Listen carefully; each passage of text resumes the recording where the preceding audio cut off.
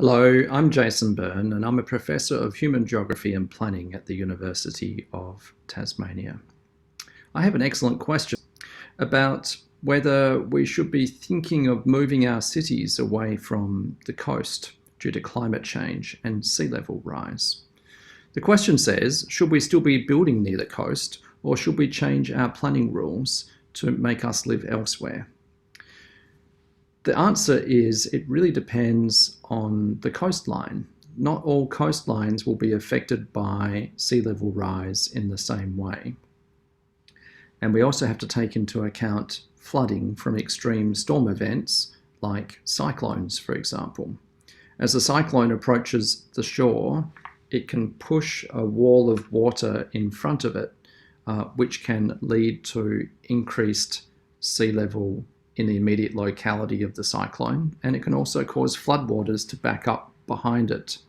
This storm surge, as it's called, can worsen flooding in coastal locations.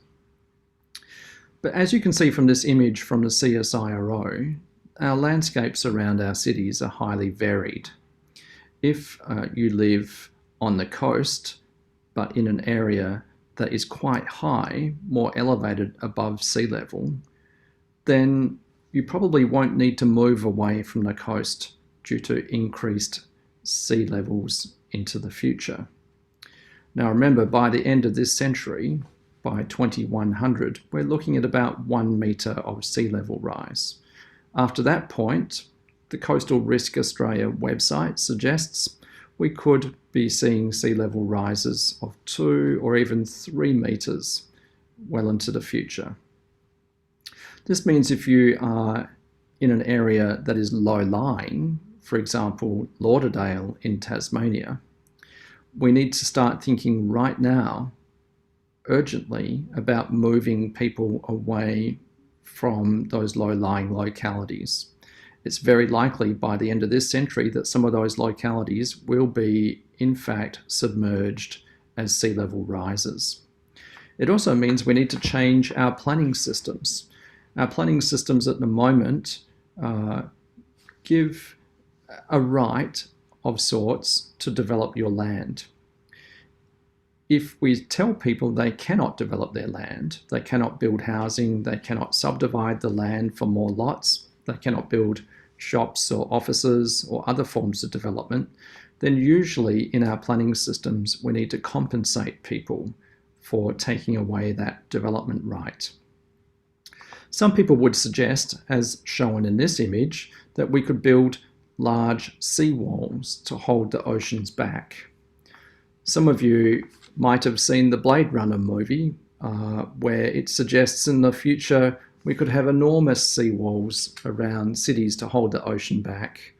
But the reality is there are too many cities around the world that are facing sea level rise, and it would require more money and more resources than we can make available to build seawalls to keep the oceans back. Further, we also know that when we build a seawall, it displaces that wave energy elsewhere and causes erosion problems. So instead, planners are beginning to think about first adapting in place by planting coastlines with vegetation such as mangroves to reduce ocean energy, reduce wave impacts and lessen erosion.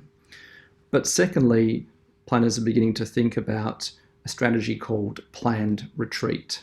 And the idea here is that we use a combination of incentives and also zones that restrict development to tell people they can no longer continue to develop land that will be underwater in the future. This might mean in the short term we have to compensate some landowners for taking away their properties and their development rights. The alternative, though, is that we do land swap deals. This has been done in the Lockyer Valley in Queensland, where they experienced extreme flood events not so long ago, and they decided they would no longer let that land be occupied by people, and instead they would identify a site nearby where people could move, and they did a land swap. This has also been proposed in places like Fiji and has been trialled, where some villages that are very close to the coast are now being moved out of harm's way, and they're swapping their properties for somewhere else. In the short term, this means that people might lose places that they're very attached and connected to. What happens if cemeteries go underwater and you can no longer visit your deceased relatives?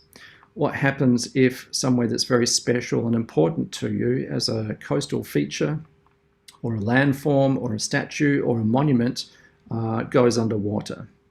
Well, as Aboriginal people have shown us in the past, when sea levels rose, they were able to retreat away from the coastlines and still live and flourish successfully on their lands. It means that our lives will be different in the future, but we do have the capacity to change our planning systems to allow us to adapt to climate change. So thanks very much, Lab at School, grade 9 and 10 science, for that excellent question about should we still continue to live near the coast.